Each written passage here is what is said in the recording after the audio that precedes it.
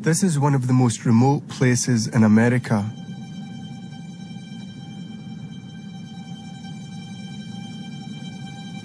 The wilderness of the Cascade Mountain Range sits on the western edge of the continent, close to the Canadian border.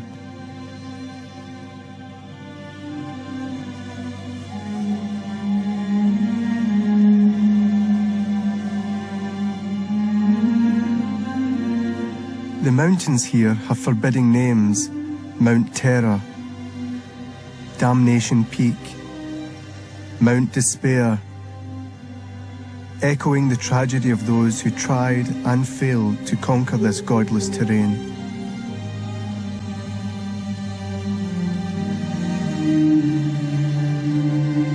In the summer of 1956, Jack Kerouac, at that time a little-known American writer, came to spend 63 days as a fire watcher on Desolation Peak.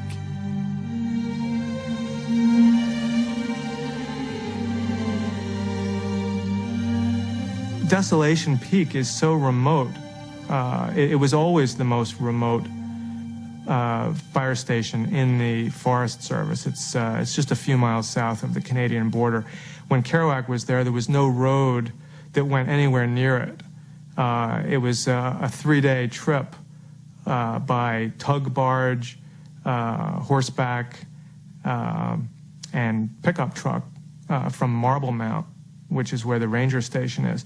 Now you can make it in one day. Little has changed on the top of Desolation since Kerouac was here. Fire watchers still work in the primitive cabin, using exactly the same firefighting equipment as he did. Well, my main job here is to watch for forest fires and to detect smokes as soon as I can. And this is the same thing that Jack Kerouac would have had to do as his job here, too. And in fact, this is the exact same firefinder that he used. It's the Osborne Firefinder Model 1934. I believe that Jack Kerouac went to school, actually, a little week-long fire school or something to learn how to do this. I imagine for Kerouac it was probably pretty lonely because he was here for 63 days without any company.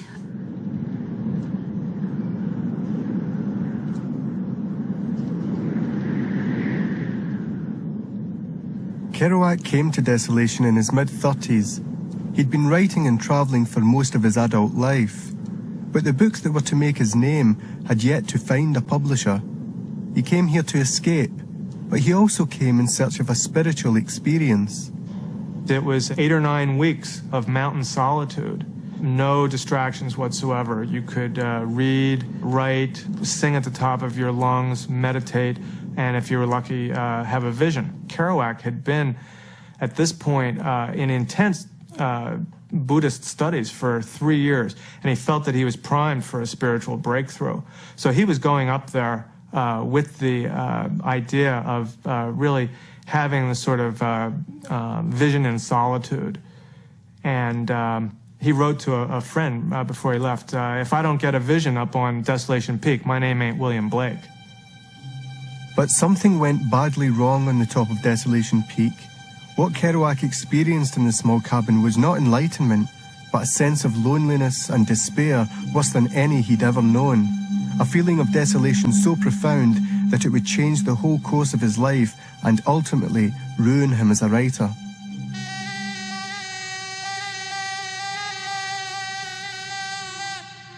With all due respect, even Jesus in the wilderness and Buddha under the Bo tree only spent 40 days in their trials. So who knows what demons or devils Jack struggled with in his 63 days. Desolation is the beginning of the end for him as a writer. And certainly what happens next, fame hits, and he never really, he loses his powers.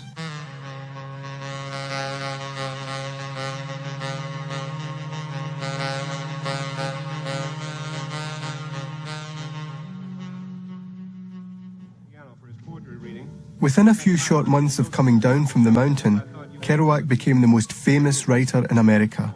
His book, On the Road, was a publishing phenomenon. Overnight, he was called upon to be the spokesman for a generation, the king of cool, the first writer celebrity of the television age. Jack, got a couple of square questions, but I think the answers will be interesting. How long did it take you to write On the Road? 3 weeks. How many? 3 weeks. 3 weeks? Jeez, that's amazing. How long were you on the road itself? 7 years. 7 years. Well, a lot of people have asked me why did I write that book or any book. All the stories I wrote were true because I believed in what I saw. I was traveling west one time at the junction of the state line of Colorado, its arid western one, and the state line of poor Utah.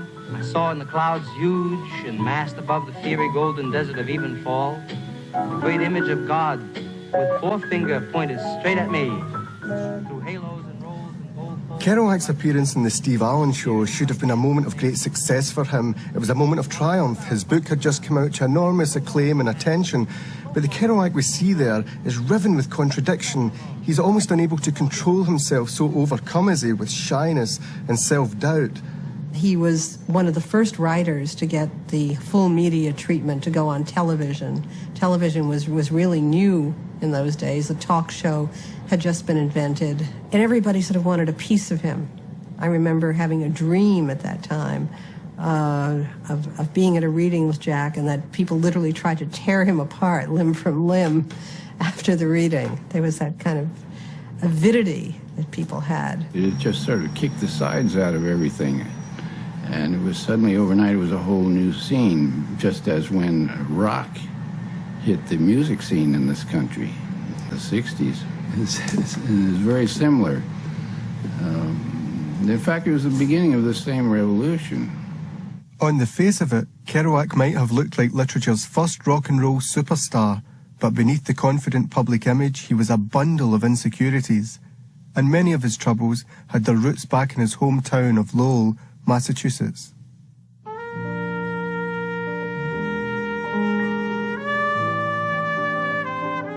Lowell is a former steel town on the Merrimack River, once crossed by Kerouac's French-Canadian ancestors. This gentle backwater of the Depression era is a sleepy presence in all Kerouac's writing. For him, it would always be a place of childhood magic. Though famous as the writer who travelled, who left home, infatuated with the road out, Kerouac always remained half in love with his hometown and half obsessed with all its plain American values.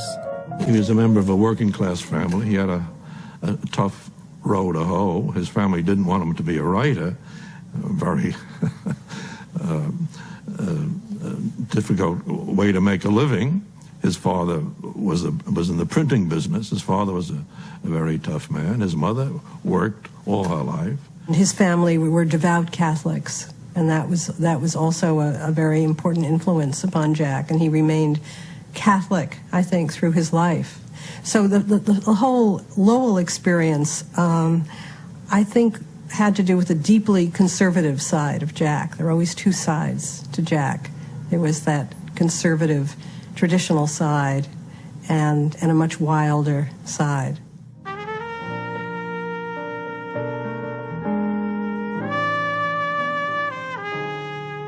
Kerouac's childhood was dominated by Catholicism. It brought out an intensity that would always disturb him. When his older brother Gerard died of rheumatic fever and became the family saint, a deep mourning began that would always haunt his brother, the writer. I think he had tremendous guilt for surviving his older brother Gerard, and I think that was a very, very crucial event in Jack's life, and it shaped his whole relationship, his whole incredible attachment to his mother. His mother, from the day that Gerard died, always held Gerard up to Jack as Gerard being a saint, and to try to be as good as his brother Gerard was. But I also have the impression that he never quite fulfilled the task.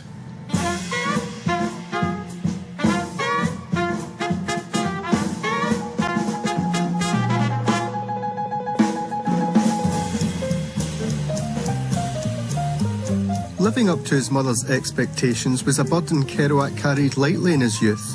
He was a talented footballer, a classic all-American boy. His prowess on the gridiron, coupled with his intellectual abilities, secured him a scholarship to New York's famous Columbia University. Here his writerly ambitions nudged closer to reality, and he was encouraged by new friends Allen Ginsberg and William Burroughs. The three of them together would become the leaders of the Beat generation. Columbia is a good university, and New York is exciting.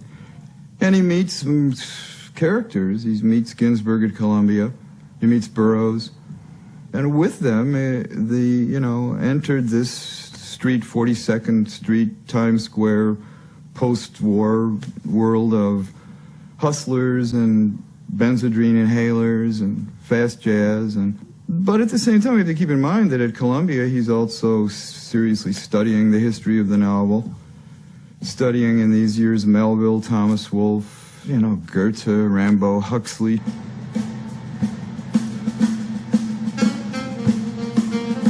This was a universe away from the small-town life of Lowell.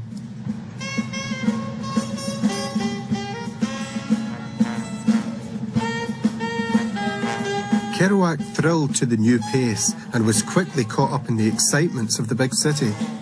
Oh, he had told me he was a writer when we were talking, and I must say my interest picked up a little. Plus the fact that he was so damn handsome and sexy looking. And then he asked me where he lived. He said, I'll take you home. And in Brooklyn, he said, oh, my God, So we got on the train, the Sea Beach Express, and as we were going over the Brooklyn Bridge, my God, he carried over that wonderful view out there. But this guy was like hyper. He was hyper all the time. And he looked out the window. He said, oh, my God, that's a gorgeous view. And he went running up and down the subway train. And people were staring at him. And I thought he was on something. I thought he'd popped one, and when I didn't look or, behind my back. He struck me as somebody who was trying to be very hip and really was a kind of nice, sweet guy at bottom and rather simple. He was shy, internalizing, reserved, not wanting to be the center of attention, more the observer. I think he felt bumbling and gauche in his spontaneity as a person, that he would blurt out the wrong candid thing. And when you travel in art circles, despite the fact that he had a good education, he didn't speak English until he was 5 years old. He grew up speaking a Canuck patois. He'd have dreams in which he'd be amongst society people and movie stars, Olivia de Havilland. His sister would come up to him, and he'd try and give her the brush off because she was talking in joual, this patois of French.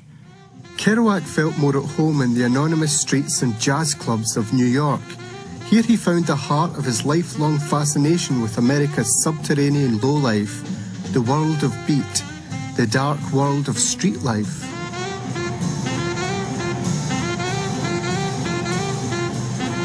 It was in the sweet, brash wail of the street, the new sound of Charlie Parker's jazz, that Kerouac discovered his new way of writing.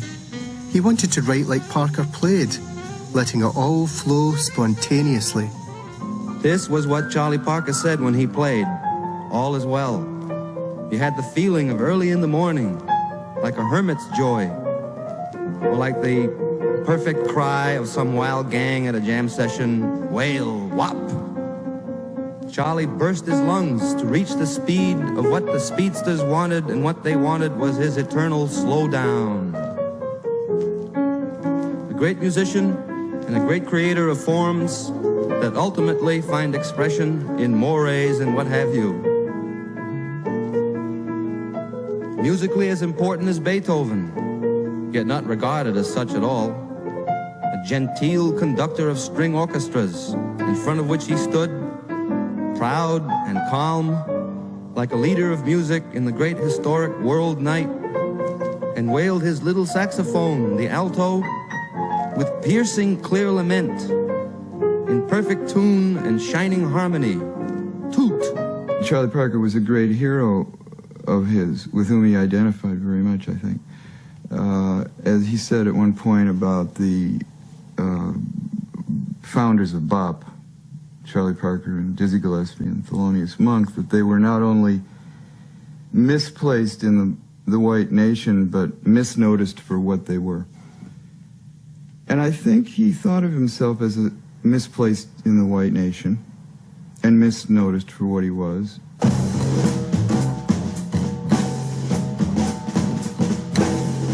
Inspired, Kerouac wrote obsessively, filling piles of notebooks.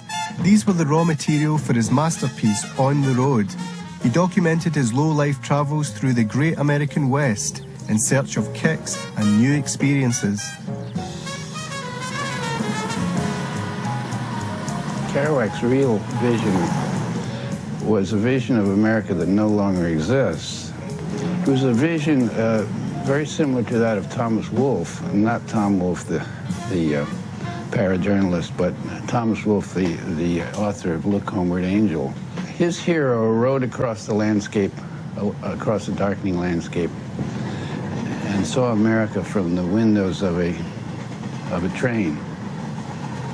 And it was a sweeping vision of America, and Kerouac had that same vision, though, and in his case it was from the window of a speeding car. So, in America, when the sun goes down, and I sit on the old broken down river pier watching the long, long skies over New Jersey, and sense all that raw land that rolls in one unbelievable huge bulge over to the West Coast, and all that road going, and all the people dreaming in the immensity of it. In an hour, I know by now that children must be crying in the land where they let the children cry. And tonight the stars will be out. And don't you know that God is Pooh Bear?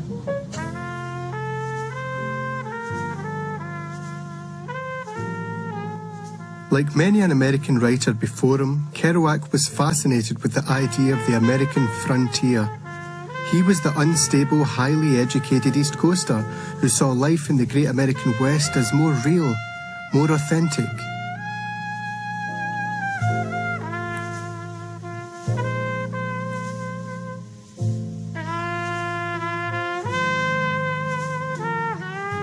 Though Lowell was forever pulling him back with its long-ago torments, the West represented a freedom and spirituality. So he ran westward, and sometimes when he got there, nothing awaited him but the discovery that he had to keep on moving down the road, always further down the road. Kerouac starts writing in the 40s at a time when the frontier thesis, is still a big part of America. Thought we're formed because we had this frontier, and the real American culture is always on the frontier and the westward expansion. And Kerouac came along and, basically said, well, anyone can reinvent the American frontier. They just take a less well-traveled road and throw themselves on the mercy of the universe that is America, and it's a frontier all the way. But of course, he also really wanted to get to the West, Land's End, San Francisco, and those wonderful incantatory sentences. Old Frisco with end-of-land sadness. The people, the alley full of trucks and cars of businesses nearabouts. Nobody knew or far from cared who I was all my life. 3,500 miles from birth, all opened up, and at last belonged to me in great America. And now it's night in 3rd Street. The keen little neons, and also yellow bulb lights of impossible-to-believe flops. The dark, ruined shadows moving back of torn yellow shades like a degenerate China with no money. The cats in Annie's alley. The flop comes on, moans, rolls. The street is loaded with darkness. His writing, when it was published, it just coincided with the gestalt of America at that moment, After the Second World War, a large percentage of the male population, at least, went into the armed services. Then after the war, a lot of them went home briefly or never went home, and they were uprooted, and an enormous part of the population went west. And there was sort of a westward tilting of the continent, like after the Second World War. And this just coincided with Kerouac's writing, so that the Song of the Open Road became everybody's everybody's vision. Kerouac was keen to throw himself in the universe of America, but he wasn't much of a driver, and he yearned for a partner who could take him out to America and out of himself. He found that partner in Neil Cassidy, who was the inspired man at the wheel in so many of Kerouac's trips across the continent. Neil was all low-life spontaneity and earthy wit, a perfect foil to the introspective and brooding Jack. He became the model for the Dean Moriarty character in On the Road, the book's great hero. So in the last page of On the Road, I describe how the hero, Dean Moriarty's come to see me all the way from the West Coast just for a day or two. We've just been back and forth across the country several times in cars, and now our adventures are over. We're still great friends, but we have to go into later phases of our lives. So there he goes, Dean Moriarty, ragged in a moth-eaten overcoat he brought specially for the freezing temperatures of the East. Walking off alone, and last I saw him, he rounded the corner of 7th Avenue, eyes on the street ahead, and bent to it again. Gone. He, of course, admired Neil's poise and lack of self-consciousness and his ability to get along with everybody as they were, and any level of society Neil was comfortable with. And so, of course, Jack admired all that as well as his brilliant mind. One of the most appealing things is that both of them were the most compassionate men I've ever run across, and they were also very macho. And Kerouac turned writing into a muscular business. High on booze and Benzedrine, he hammered out On the Road in a 3-week flurry of spontaneous prose. I would say in the first half of 1951, I was at my desk at Harcourt Brace, and the phone rang, and it was Jack. And he said, "Bob, I finished it." I said, "Oh, great, Jack, that's wonderful news." And he said, "I want to come over." And I said, "What, right now?" He said, "Yeah, I have to see you. I have to show you. I want to, you know." I said, "Okay, come on over to the office." We were on 46th Street and Madison Avenue. He came into the office looking high, looking, drunk.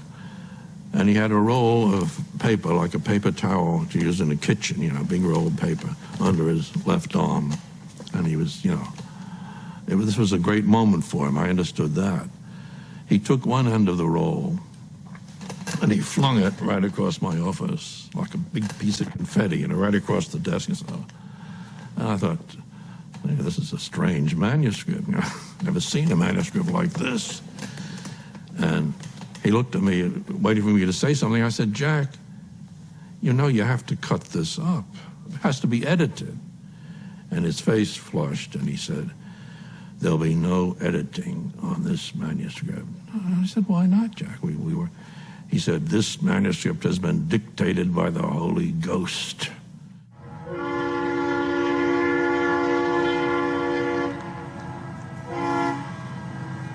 On the Road wouldn't be published for another 6 years. In the meantime, Kerouac made a living of a kind, doing odd jobs and working on the railroad.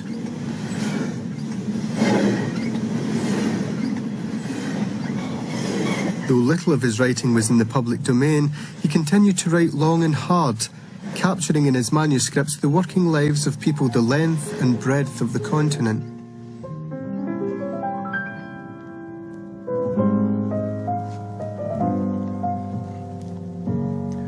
There was a little alley in San Francisco, back of the Southern Pacific Station at 3rd and Townsend, in red brick of drowsy, lazy afternoons with everybody at work in offices. In the air you feel the impending rush of their commuter frenzy. As soon they'll be charging en masse from Market and Sansom buildings on foot and in buses, and all well-dressed through working man Frisco of walk-up truck drivers. And even the poor grime-bemarked 3rd Street of lost bums, even Negroes so hopeless and long left east, and meanings of responsibility and try, that now all they do is stand there spitting in the broken glass, sometimes 50 in one afternoon against one wall at 3rd and Howard. Here's all these Millbrae and San Carlos neat necktied producers and commuters of America and steel civilization, rushing by with San Francisco Chronicles and green call bulletins, not even enough time to be disdainful. They've got to catch 130, 132, 134, 136, all the way up to 146, till the time of evening supper in homes of the railroad earth, when high in the sky the magic stars ride above the following hot-shot freight trains. It's all in California. It's all a sea. I swim out of it in afternoons of sun-hot meditation in my jeans with head on handkerchief, on brakeman's lantern, or, if not working, on book. I look up at blue sky of perfect lost purity and feel the warp of wood of old America beneath me. That free style was very surprising. People were writing, very, very sort of conventional sort of English prose, and suddenly here's this writer with these very long sentences, long breaths, even making up words, a lot of things thrown in there for sound, for rhythm, rather than the sort of strict grammatical prose. At the same time, Jack had a lot of control over what he was doing because he had done a great deal of writing before he took off in that new direction. So there was control over it, but it was a very, very open, freely associative style, and that was really a breath of fresh air on the American literary scene.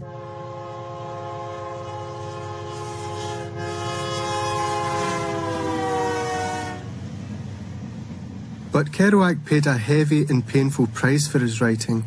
His nomadic existence, working long hours on the railroad, writing hard and drinking harder, were wearing him down.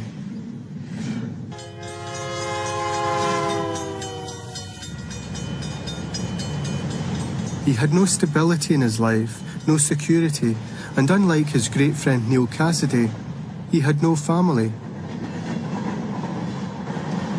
He finally began to realize he would never be able to be a husband and father, and although he talked about homes with me all the time, and Neil kept talking about how hung up he was with the idea of home, and he would explain how he had never learned to work and keep a job as Neil had, and that's why Neil could take care of this family, but he knew he couldn't. Of course, he dreamt that he would make enough money writing that he could get married and have a home and children, but little by little that became less and less likely. In the 1950s, the Cassidys lived in San Francisco. Neil Cassidy may have been the brother Kerouac had always been in mourning for. He'd never got over that early loss, and it had left a void at his centre. Neil was a homemaker, and Jack began to see that was something he would never be. In the loneliness of my life, my father dead, my brother dead, my mother far away, my sister and my wife far away. Nothing here but my own tragic hands that once were guarded by a world, a sweet attention, that now are left to guide and disappear their own way into the common dark of all our deaths. Sleeping in me raw bed alone and stupid, with just this one pride and consolation, my heart broke in a general despair and opened up inwards to the Lord.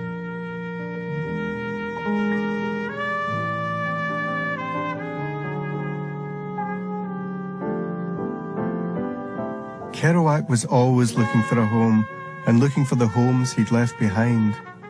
Perhaps the most comfortable places he found were the anonymous streets and bars and diners all over America, where he would be alone, or surrounded by loners.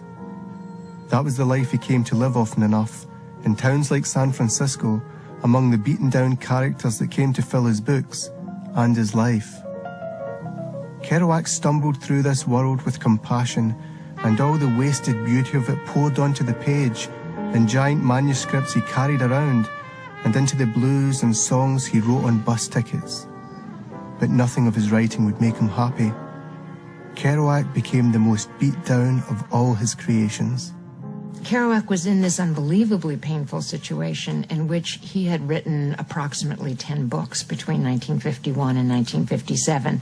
Some of them he knew with reason were, works that the world would not willingly let die, and yet he could not get them published.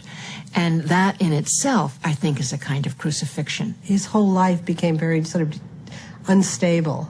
And there's a real sort of deterioration in his psyche. He becomes a little paranoid. He becomes depressed. He writes very often about feeling bored, sad, lonely, and by around 1955, 56, he's already beginning to feel that perhaps he's written himself out.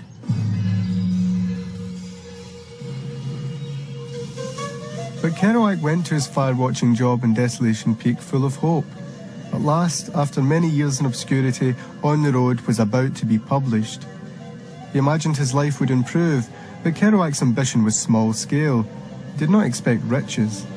It's touching to read in his notebook and to see with the proceeds that he expects from On the Road, he wants to buy a new refrigerator for his mother. He wants to get the bathtub fixed.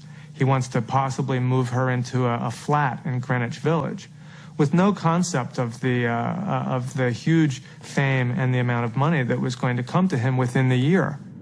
Kerouac really went up the mountain in the hope of a spiritual experience that would re-energize his work. He had converted to Buddhism a few years previously and was convinced that solitude and meditation would bring about a great transformation in him. He began to turn more and more toward Buddhism, but he really used Buddhism as a justification for all his hang-ups and as a way of not dealing with them. You know, why deal with them if we're all going to die, if everything is nothing? I think he responded to everything emotionally first.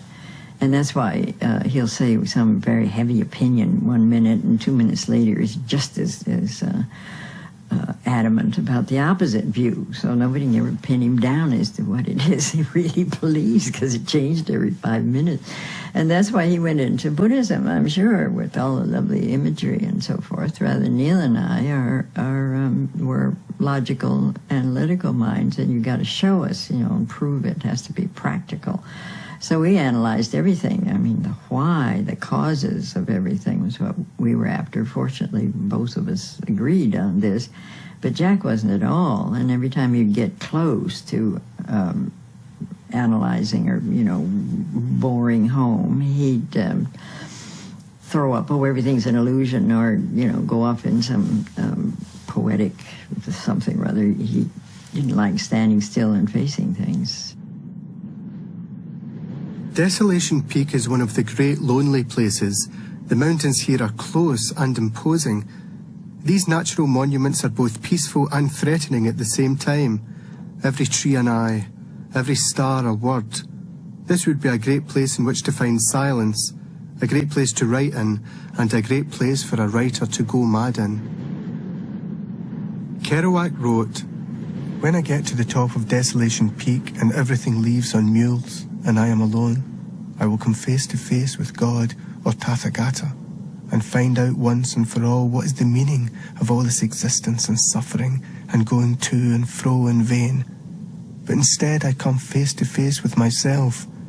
No liquor, no drugs, no chance of faking it, but face to face with old, hateful Deloise me. I learned that I hate myself because by myself I am only myself."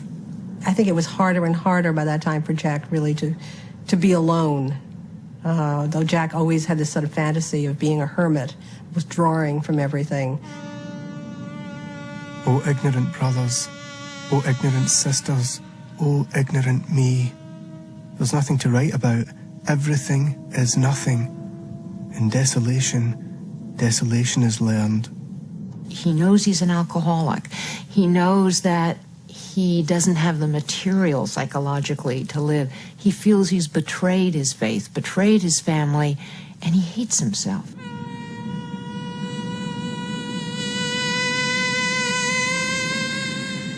The desolation adventure finds me finding at the bottom of myself abysmal nothingness. Worse than that, no illusion even. My mind's in rags.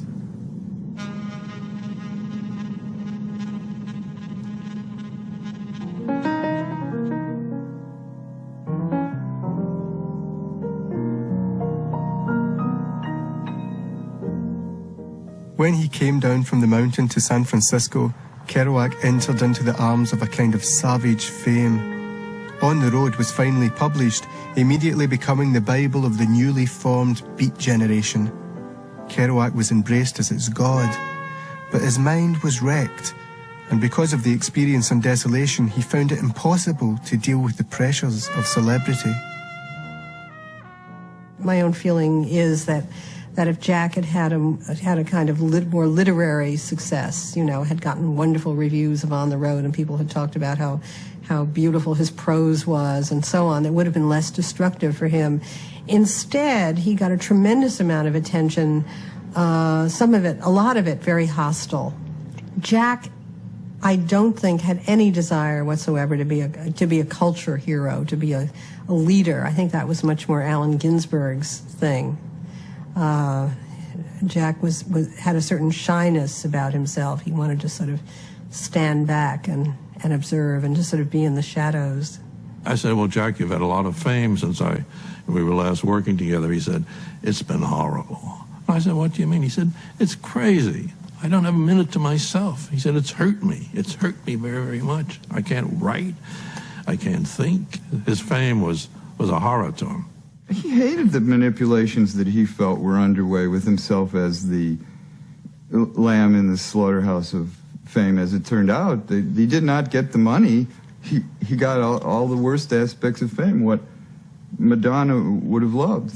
I mean, he became a sickening drunk after he got famous. And all kinds of people wanted to be around him for all the wrong reasons. And it helped him fed his own drinking. The City Lights bookstore in San Francisco was the central location for those involved in the beat scene, the movement Kerouac was supposed to have created. It was owned by Lawrence Ferlinghetti, who Kerouac turned to as his drinking spun out of control. He wanted to get away from all his drinking buddies back east, and the idea was he would sneak into San Francisco and I would meet him at the airport and take him directly to Big Sur, and he wouldn't get in touch with any of his drinking buddies here, and then he would dry out in my cabin, presumably stay all summer. And of course, it didn't work that way. I waited around for his call all one afternoon, and finally I heard he's next door in Vesuvio's in the bar. And we were supposed to see Henry Miller that night. We had a date to meet Miller for dinner. Well, it got to be 6 o'clock, and Kerouac still hadn't left. He was still in Vesuvio's, and so he called up Miller, and Miller said, I'm here waiting. And Kerouac said, okay, just stay there. We'll get there. We'll be there in no time. We're leaving now, and it's a 3-hour drive. So 7 o'clock passed, 8 o'clock passed, still in the bar. So he never did meet Miller. He ended up I left and went to Big Sur on my own, and he got down there in a taxi at 3 in the morning. He took a taxi all the way from San Francisco. And they let him out in the meadow in the pitch dark, and he had his brakeman's lantern with him from working on the railroad. And he stumbled around the meadow with a brakeman's lantern trying to find my cabin, and he never found it, and we found him in the morning flaked out in the open meadow. Sound asleep. Neither City Lights nor San Francisco itself could shield Kerouac from the torments of his own fame. But Kerouac's erratic behaviour also emerged from his feeling that the world he believed in was being betrayed. The whole idea of the Beat Generation had originally meant something very important to a small group of people. It really has to do with a desire to experience everything and to be open to all different kinds of experiences and not to hide anything, and to be able to talk openly about everything that had ever happened to you. And that's really what its original meaning was. It's the beat generation. It's Bayat. It's the beat to keep. It's the beat of the heart. It's being beat and down in the world, and like old-time lowdown. And like in ancient civilizations, the slave boatmen rowing galleys to a beat, and servants spinning pottery to a beat. During the time that he became famous, and the media got hold of the whole idea of the Beat Generation, that idea became, the original meaning of the whole idea became really lost and diffused and it became a kind of lifestyle thing. You know, you could become a beatnik if you wore black stockings or a beret or dark glasses, or, you know, it became sort of absurd, and I think he was sort of humiliated by that. He was so misunderstood and misrepresented and he was just so sensitive that he was absolutely crushed. He expected to be accepted as a serious literary figure. And then as it went on, and he got the credit for the Beat generation and then the father of the hippies, he just was tortured. They force you into an incredible position in the world when you want to protest or you want to make your voice known in a benevolent way, and yet at the same time you're pushed and clubbed, you know, and you make yourself famous by protest. That's not who does, not You. me. No, why? Make myself famous by singing smut. I made myself famous by writing songs and lyrics about the beauty of the things that I did and the ugliness too. You're a But great you make poet, yourself I will famous admit. by saying, down with this, down with that, throw eggs at this, throw eggs at that. I Take hope it not. with you. That's not what I want. I cannot use your abuse, you may have it back. Okay, you're a great poet, and we admire you. In fact, it's your fault that we're... He wasn't a 60s person at all. He was a Depression person. He was a 30s person. So you talk about rebellion against the American government for any particular reason, to him I'm sure would have been heresy. It was just not in his... That's not the way he was brought up. All his friends, not all his friends, but a lot of his friends, you know, had gone to fight in World War II and were killed. And they had all died for the country, at least they thought so. And Jack wasn't about to put up with young men who wouldn't support their government. Now, when I say this, I'm not saying that Jack thought that the Vietnam War was right or that it was wrong. He wasn't political in that sense. All I'm saying is that he had a very patriotic feeling for his country. He really thought that many of these 60s leaders, the leaders, not the kids themselves, were in it for the celebrity more than anything else. He has that kind of feeling for America. You know, it wasn't as good to my family as we wanted it to be, but this is our country now, and who are you to knock it? He really believed that America meant something. He wasn't a political creature, so as he had to have politics, he just fell right back on the prejudices of his parents. But partly they were affronting the very source of his imagination, you know, which was this belief in America. The West Coast, the Midwest, the whole of America, none of it could bring real solace to Jack Kerouac. And so he returned to the only person who represented peace for him, his mother Gabriel. I keep falling in love with my mother. I don't want to hurt her. Of all people to hurt. Every time I see her, she's grown older. But her uniform always amazes me for its Dutch simplicity and the doll she is. The doll-like way she stands, bow-legged in my dreams, waiting to serve me. With her, he could be completely himself and say anything, anytime, totally unself-conscious. And I gather they exchanged very frank conversations, but he didn't have to worry at all about any audience or what people would think. And to me, I think is one of the biggest draws to be with her. He could really relax. Very seldom could he otherwise. He finally took me to meet his mother, which I thought was rather interesting. I mean, I had no reason to meet her and so on, but he was very close to his mother. And it was an interesting meeting because they lived on Long Island at that time. She worked in a shoe factory. She went into the shoe factory every day and, you know, made shoes. And she was supporting him. And she supported him a good deal of his life. She survived him. She was an interesting woman, very sturdy, working class woman, but somehow very genuine and very interesting.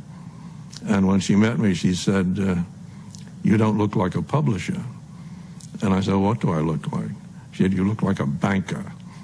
And this was rather an accusing tone. And then she turned to Jack, she said, you stick with him and give up those bums you hang out with.